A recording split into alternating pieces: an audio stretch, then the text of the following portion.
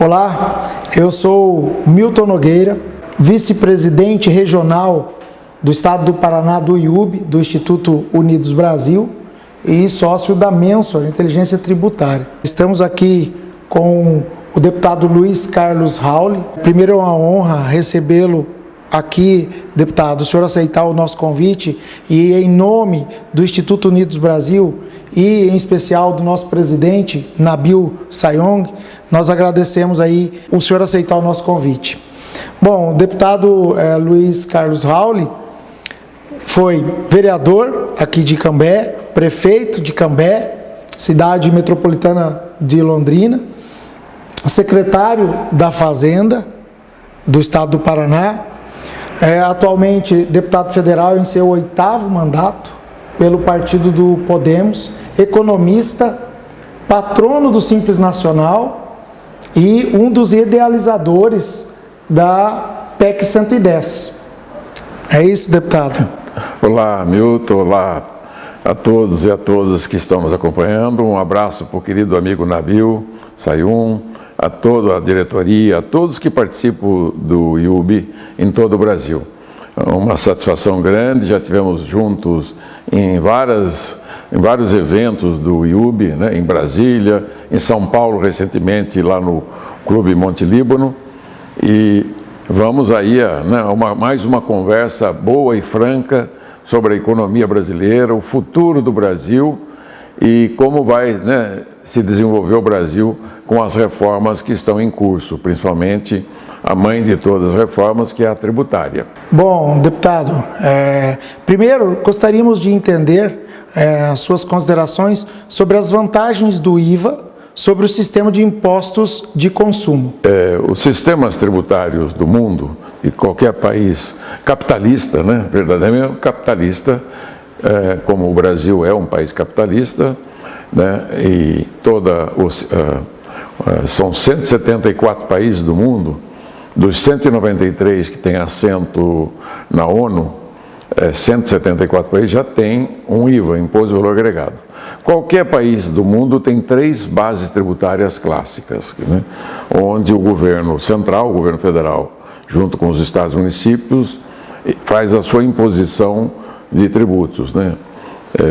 São os impostos e contribuições que são o tributo e que financia a atividade pública responsável por inúmeras atividades como a aposentadoria e pensão, o INSS, que hoje tem mais de 40 milhões de aposentados, os benefícios sociais como o BPC, que tem mais de 5 milhões de aposentados, mais de 20 milhões de famílias que estão no programa social de bolsas, 160 milhões de brasileiros e brasileiras que dependem do Sistema Único de Saúde, o SUS, 40 milhões de estudantes que estudam nas escolas públicas do Brasil, a segurança pública dos estados, as Forças Armadas, a Polícia Federal, a Polícia Rodoviária Federal, enfim, toda a estrutura do Executivo Federal, Estados e Municípios, do Judiciário e do Legislativo. Então,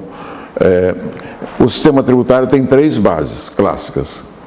A propriedade e patrimônio das pessoas e empresas, onde nós temos 5 tributos. O IPTU, o IPVA, o ITR, que é rural, e 2 impostos de transmissão, causa-mortes, doação e herança, e o intervivos. São clássicos, esses 5 tributos arrecadam no mundo inteiro. Eles se repetem em todos os países do mundo. A segunda base tributária é de rendas e proventos de qualquer natureza, onde se tributa a pessoa física e jurídica, os salários, dividendos, os royalties, o lucro, enfim, os aluguéis, todo tipo de renda é base renda. E a terceira e última base é do consumo de bens e serviços, que é uma base única no mundo inteiro. Bens e serviços compõem o mesmo produto nacional. Quando o IBGE anualmente ele pesquisa qual o tamanho do produto interno bruto, é a soma da produção de todos os bens e serviços. Então, bem e serviço é um produto só para o consumidor. Então, deixa eu explicar bem isso. O mercado econômico brasileiro existe para atender a população brasileira. Então, o setor produtivo rural, industrial, comercial, prestação de serviços, profissionais e liberais, existe para atender a população, e porque a população existe, existe o mercado econômico, né, produtivo.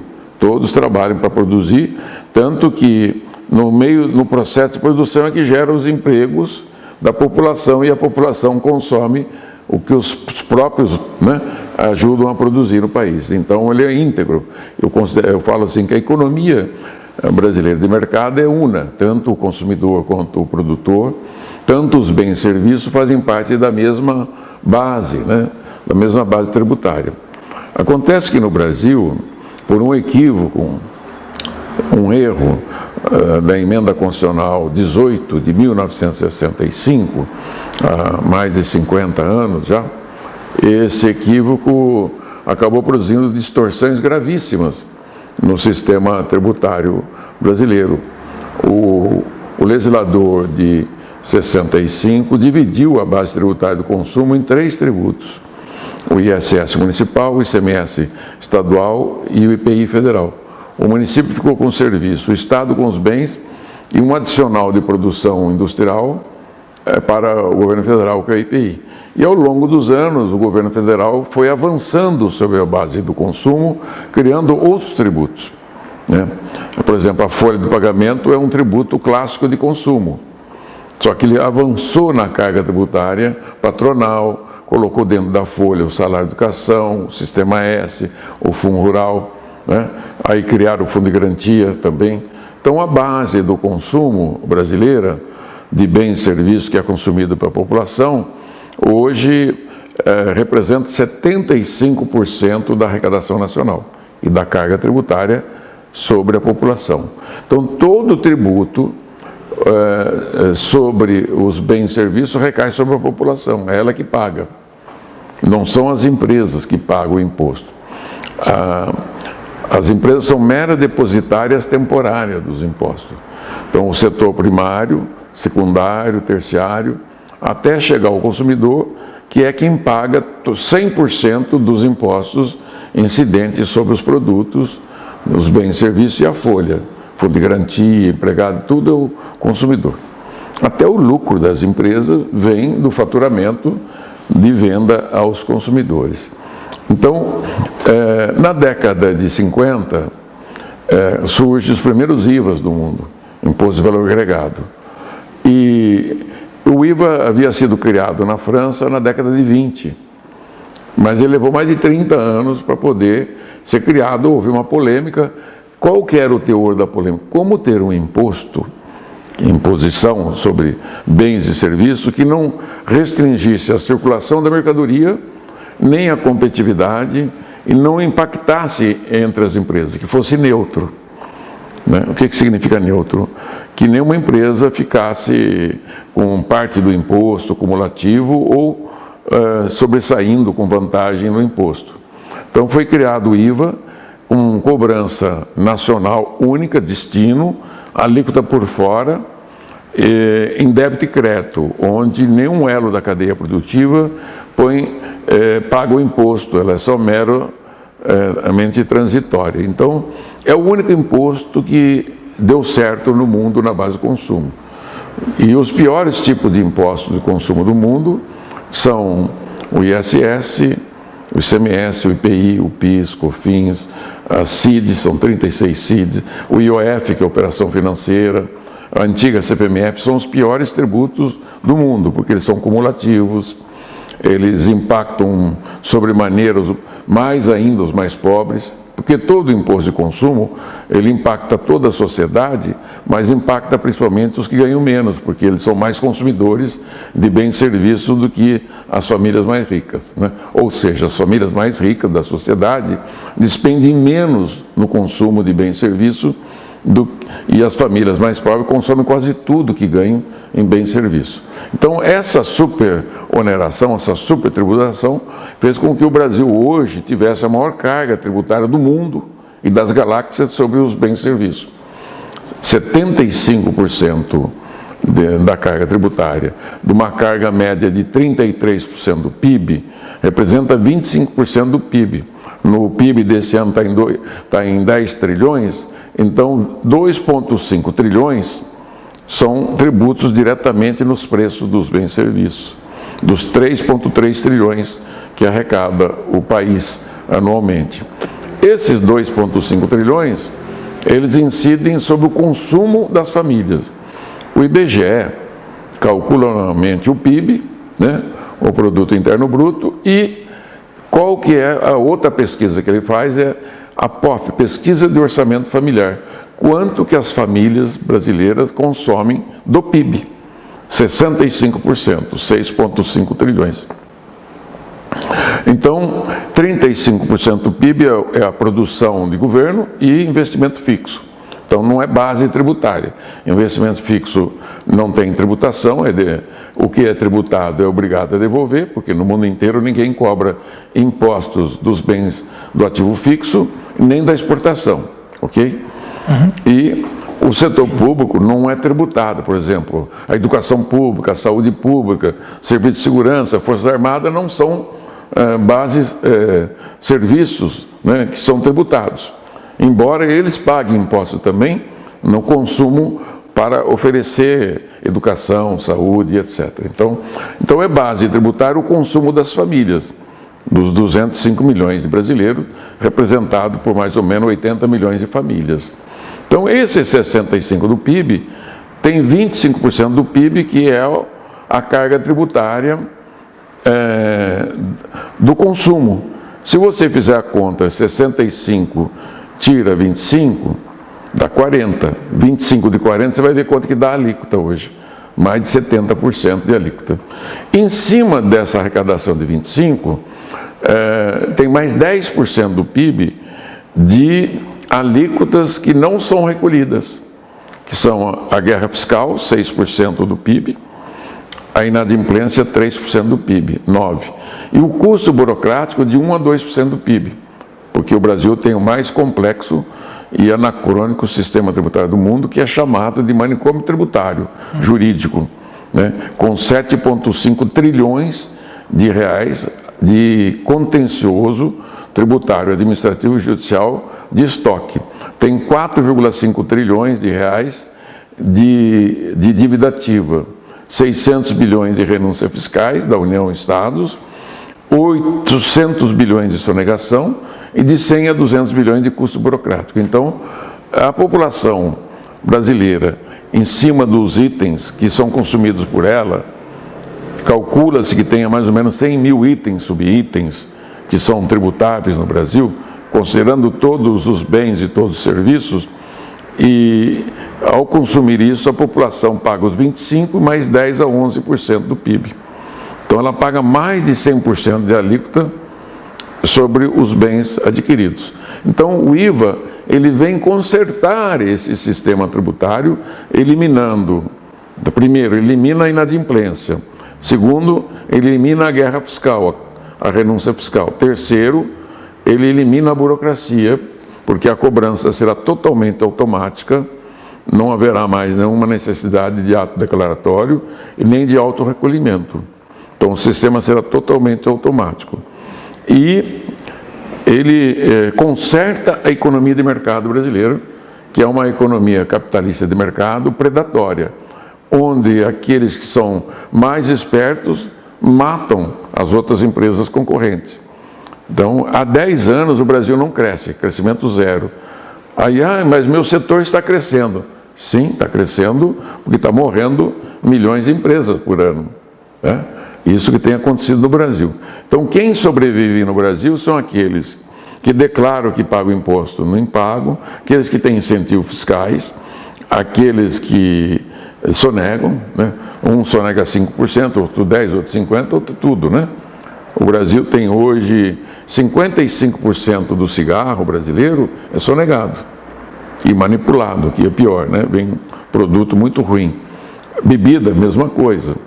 Então você vê que tem uma economia informal no Brasil, além dos 10 trilhões, que é o PIB formal brasileiro, estima-se que tenha mais 2,5 trilhões de PIB na informalidade, que por sua vez deixam de pagar impostos na ordem de 800 bilhões.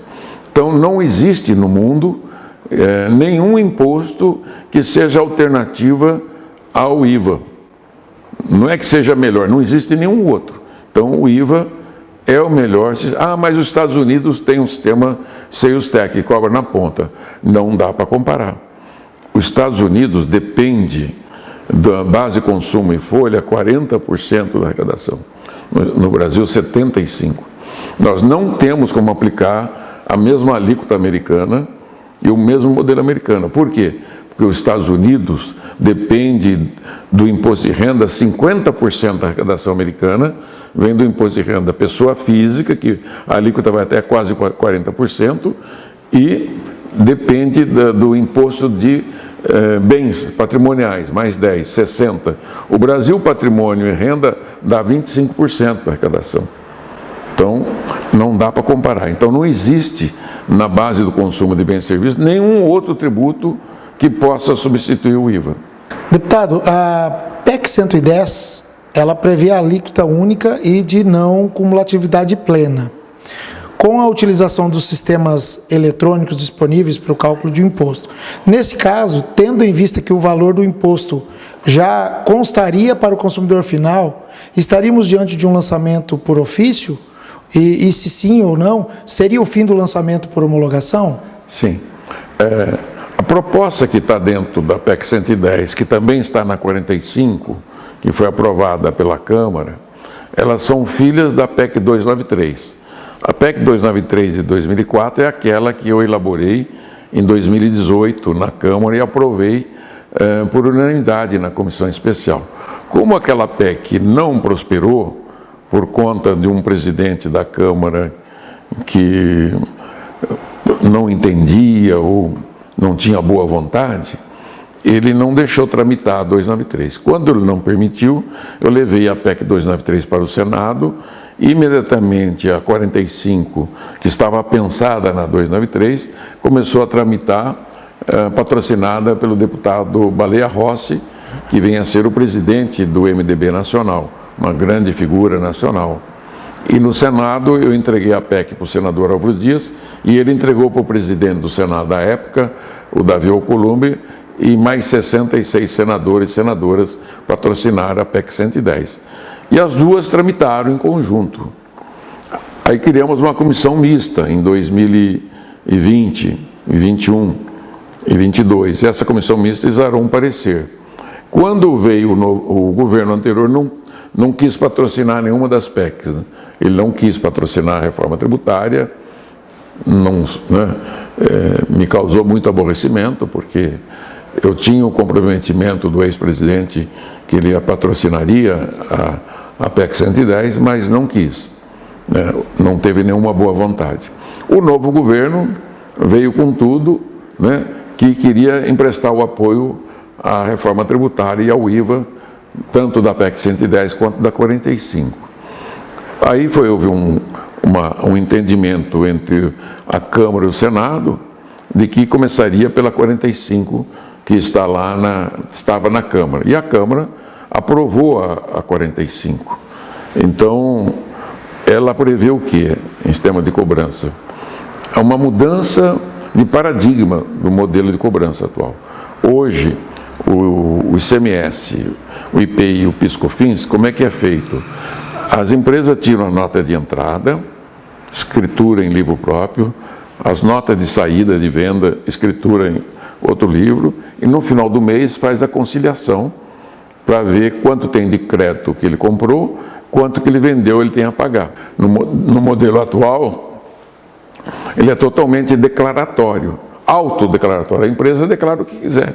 Está certo, está errado, recolhe se quiser.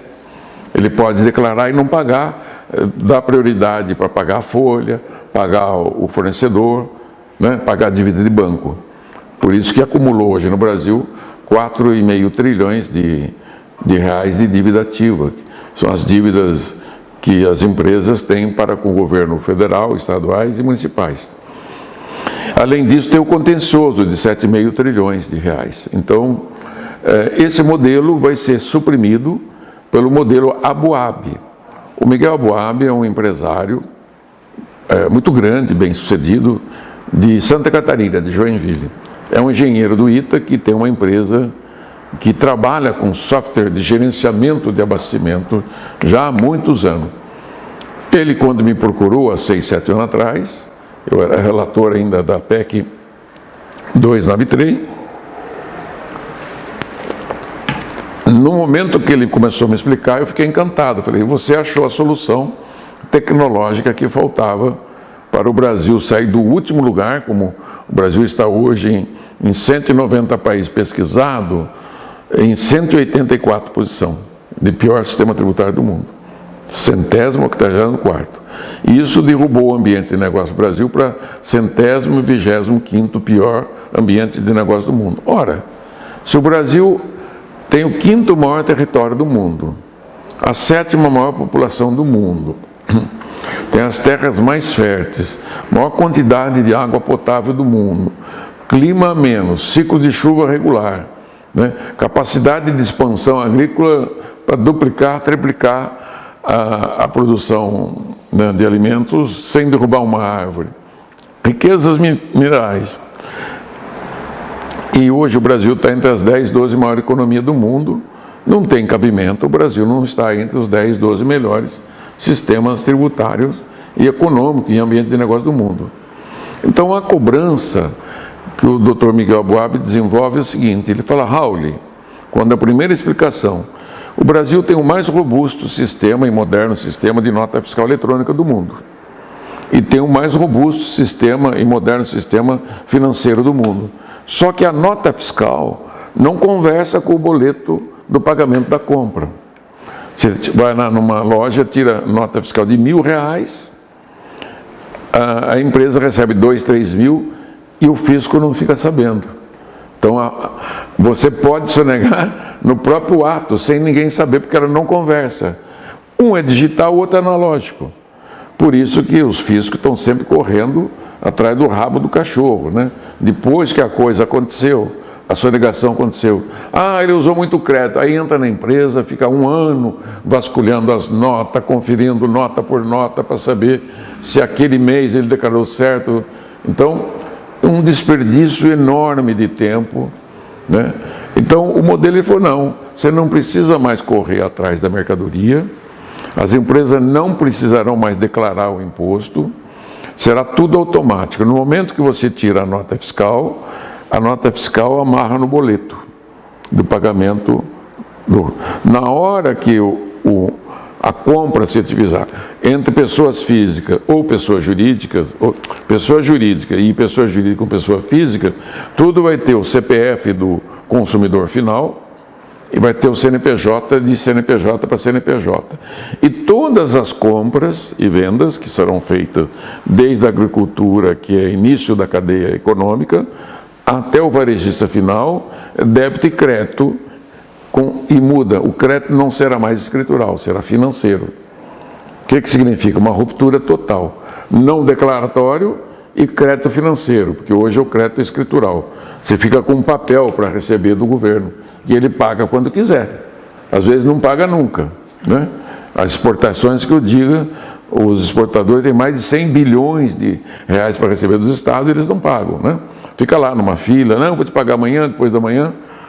Então isso acaba com tudo. Então o modelo que está preconizado, que está no texto da 110, está na 45 e também na 293, é da cobrança automática no ato do pagamento. E os créditos financeiros serão compensados até ficar líquido.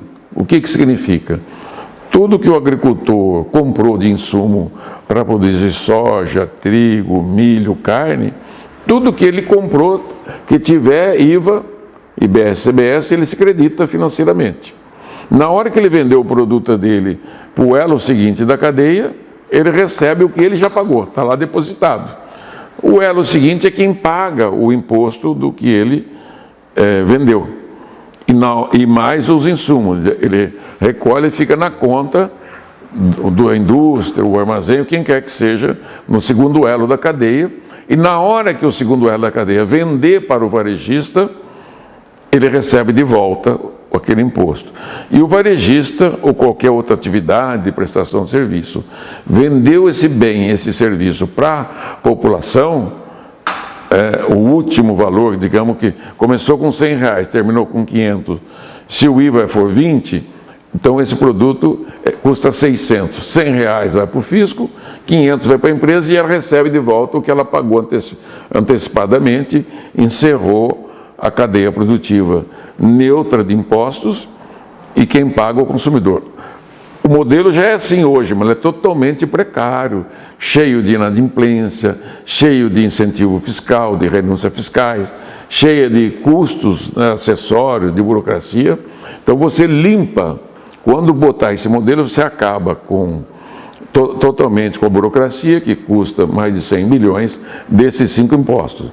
A reforma tributária, inicialmente, elimina o ISS municipal, o ICMS estadual, o IPI e o PIS/COFINS federal. Esses 5 tributos, que representa 13% do PIB de arrecadação, mas custa para o consumidor mais de 19%, porque ali está a guerra fiscal, renúncia fiscal, inadimplência e custo burocrático. Então, nesse momento, você tira toda essa gordura do preço do imposto, do valor do imposto e do preço final ao consumidor. Então, o IVA, ele predomina e no Brasil ele vai ser 100% tecnológico de cobrança instantânea. Então, não tem mais diferimento, substituto tributário, crédito ficto, crédito presumido. Acaba com toda essa burocracia que existe hoje no Brasil. Limpa o campo. Fica transparente, todos vão saber quanto estavam pagando e qual é o imposto final ao consumidor brasileiro. Deputado, o artigo 20 da PEC 110, ele trata da possibilidade de os estados criarem uma contribuição sobre produtos primários e os semi-elaborados. E se encontra no centro de algumas polêmicas, especialmente no que concerne à desoneração das exportações, que seriam impactadas e, consequentemente, tributadas mediante essa contribuição. Como essa polêmica poderá ser contornada? A Câmara, e eu me incluo nisso, cometeu um erro gravíssimo, né, com esse artigo 20, que no Senado passou a ser artigo 19. Não é crível, não é admissível que você faz uma reforma tão importante e passe uma baixaria dessa. Um artigo tão infeliz, tão prejudicial à nossa economia e ao nosso setor produtivo e exportador brasileiro. Nós não aceitamos que haja nenhum tributo na exportação, a não ser o regulatório, que é imposto de importação e exportação, que ele é um imposto, não é um imposto, ele é um tributo de defesa da economia nacional, né? Da atividade econômica nacional. Então, este imposto tem que ser eliminado pelo Senado. E como alternativa, porque no afã de querer resolver o problema dos estados que são exportadores líquidos, como os dois, Mato Grosso do Sul, do Norte, Goiás, Minas e Pará, que são os maiores exportadores líquidos, eles mataram o elefante, quer dizer, não precisava. Então, eu tenho como alternativa algo que já existe desde a Constituição da Constituinte de 88, que é um fundo de exportação para os estados, e da Lei Candir, a Lei 87/96, o fundo da Lei Candir, que depois também se constitucionalizou, juntar os dois, fazer um valor significativo, na ordem aí de 0,2%, 0,3% do PIB, e disponibilizar para os estados que têm exportação líquida, ou seja, o estado que contribuiu com a balança comercial exportadora, porque você tem que fazer a balança comercial nacional, que ela todo ano dá 60, 70 bilhões de dólares de superávit, só que ela é global. Você tem que fazer estado por estado, por exemplo, São Paulo. São Paulo é mais comprador do exterior do que... Então ele não tem nenhum prejuízo. Minas, ele é o mais exportador do país, então ele importa pouco. Então esse estado, nesse fundo, teria no máximo 20% do fundo. Aí você pegaria os outros estados e colocaria esse dinheiro em compensação. E você não precisa do tributo. Então, É preciso ajudar os estados exportadores? É, porque eles estão se sacrificando para ajudar a balança comercial brasileira, que é superavitária há muitos anos, há mais de 20, quase 30 anos consecutivos, fruto da Lei Candir, que desonerou as exportações, que eu também tive a honra de ser relator da Lei Candir, da Lei do ICMS, e que fez do Brasil o maior exportador de alimento e commodities do mundo. Quer dizer, não só a lei que eu fiz ajudou, mas a tecnologia e a qualidade do produtor rural brasileiro, que é o melhor e mais importante agroprodutor ambiental do mundo, é o que mais preserva as terras, é o que mais preserva a produção, os rios, as matas ciliares do mundo. Estou falando que o agricultor brasileiro é o mais moderno, mais competente e mais agroambiental do mundo. Então, o Brasil tem hoje 370 bilhões de dólares depositados em Nova York, que são as reservas cambiais do Brasil. 100% destas reservas vieram do agro, da exportação de produtos primários e semi-elaborados.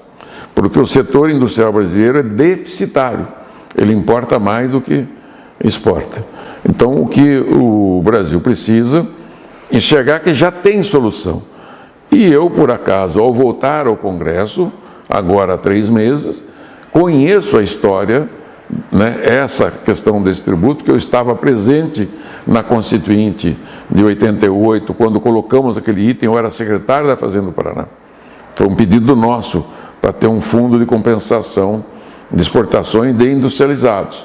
E depois, em 96, eu também estava lá, né, quando criou a desoneração da exportação de produtos primários semi-elaborados. Então, esse artigo, no meu conselho, deve ser suprimido e, no lugar, colocar esse fundo. Deputado, na PEC 35 é abordada a desoneração da folha de pagamento para diminuir o impacto do IVA sobre o setor de serviços.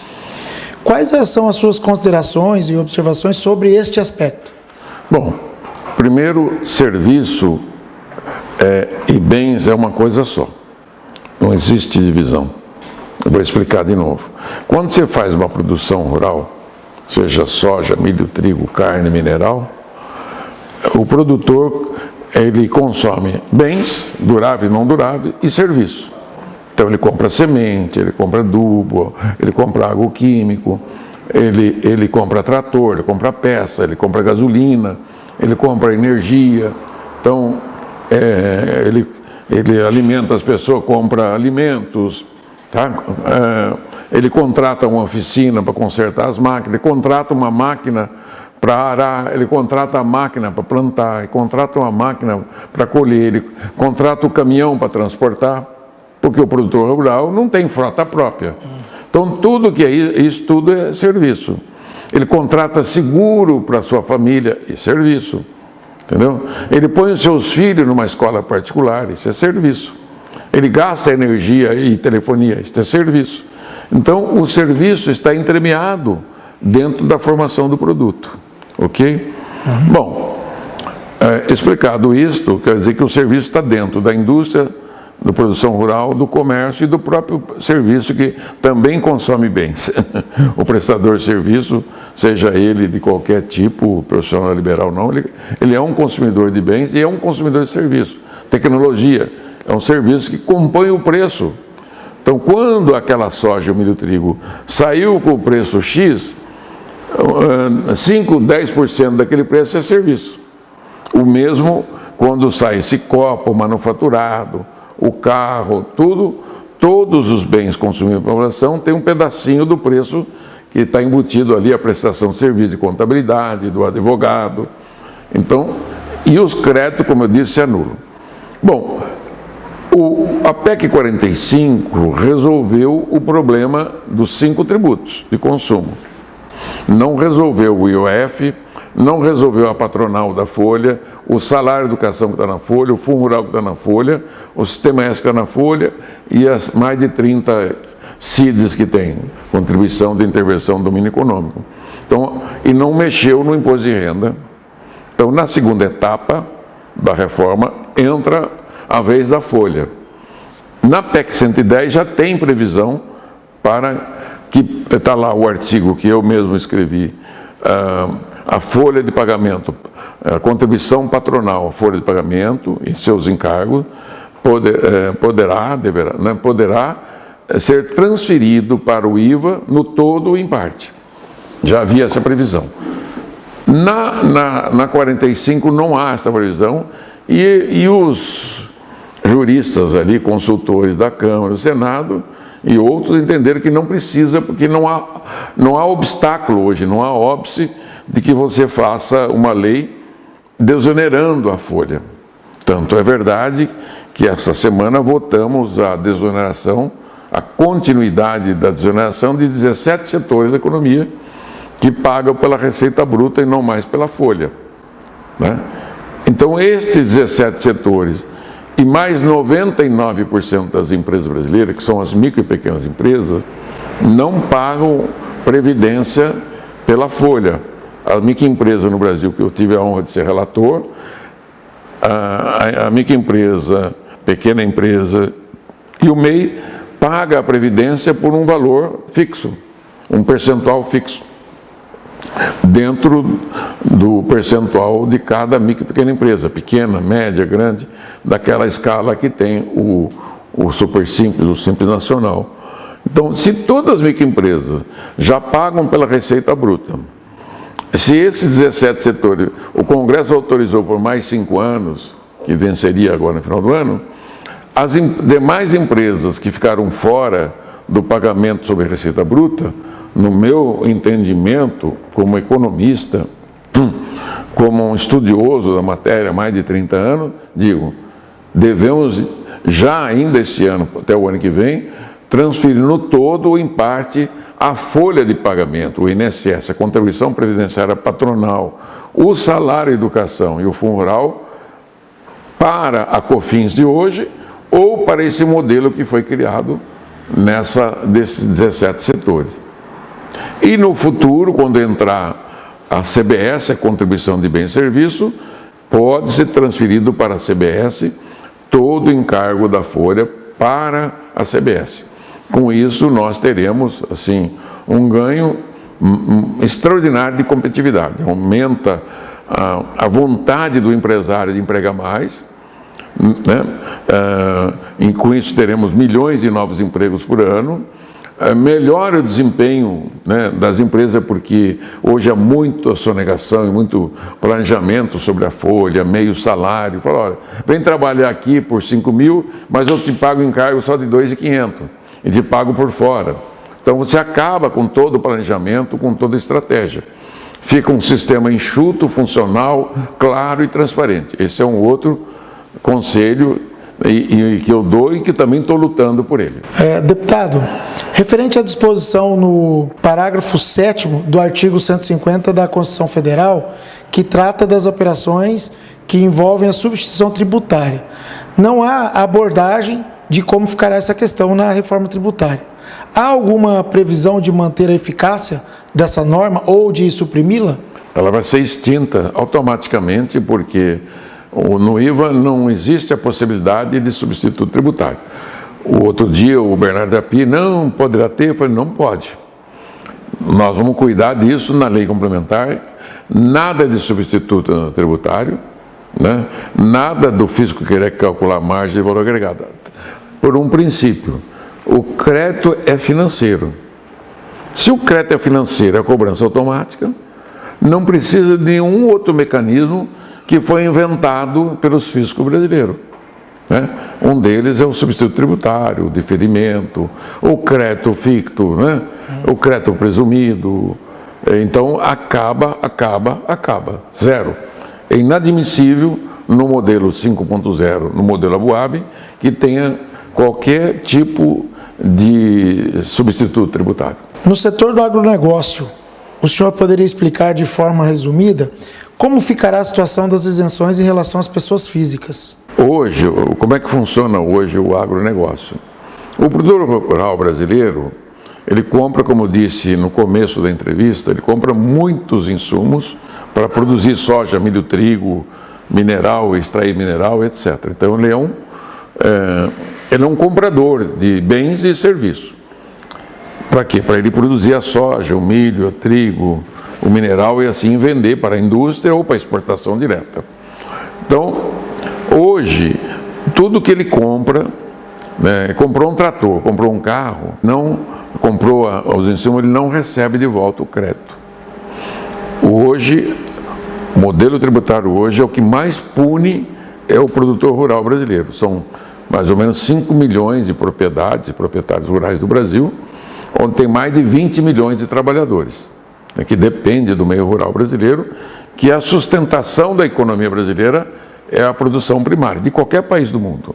Então, o ICMS não devolve, o IPI, o PIS, COFINS não devolve, e os demais tributos não devolvem. Então, o produtor rural, que produziu ano passado mais de R$1 trilhão, segundo levantamento da LCA, foi um estudo feito de pesquisa profunda, LCA, CNI, 12% da produção agro brasileira é crédito micado, cumulativo.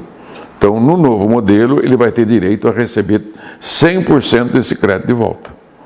Quando esse produto dele chegar na indústria, na cooperativa, ou no armazém, ou na exportação, né, ele vendeu, ele recebe. Então, a cadeia produtiva começa ali.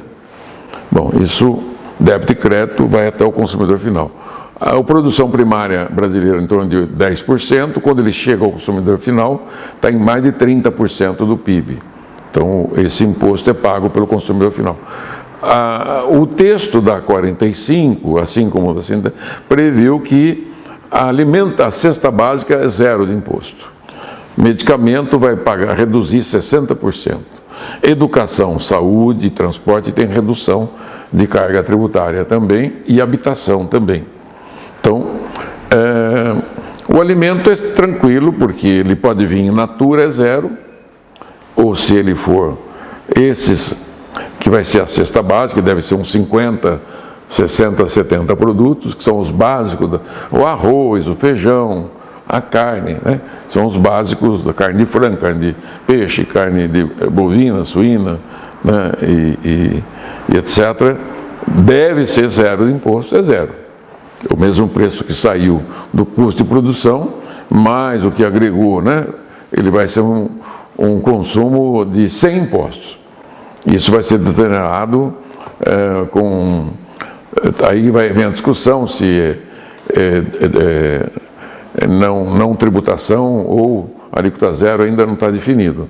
Então, e dessa maneira já tem a primeira redução de carga tributária sobre a população. Então, o Brasil, segundo um grande atacadista lá, eu fui numa palestra para o setor atacadista, a Abade, eu perguntei na palestra, quantos itens, subitens tem os atacadistas? 70 mil itens subitens, SKUs, né, que chama, que é o estoque, né, é um sistema de contabiliza as unidades de estoque. Então, eu mais ou menos extrapolei. Outros bens e serviços, mais 30 mil. Tem 100 mil itens tributáveis do IVA, né, CBS e IBS.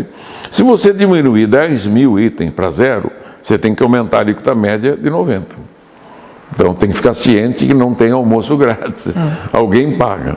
E é isso mesmo, que nós queremos que tanto diretamente a família de baixa renda, que hoje paga o dobro de imposto dos ricos, vou repetir, a família que ganha 2 salários mínimos, a pessoa, a família, paga o dobro de imposto do que ganha uma família rica.